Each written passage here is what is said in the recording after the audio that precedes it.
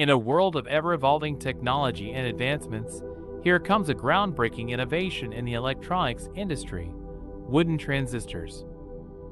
Two teams of researchers from Linköping University and the Royal Institute of Technology in Sweden have recently published a paper discussing their invention of wood electrochemical transistors, WCT.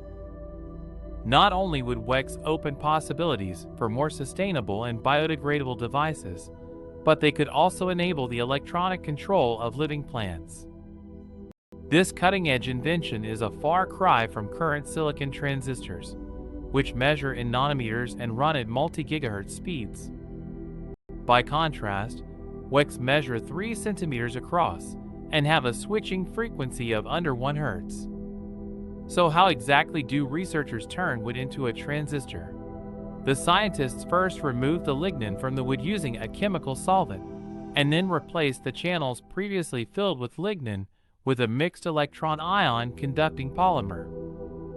Sandwiched between 2 conductive gates, the polymer acts as a transistor channel.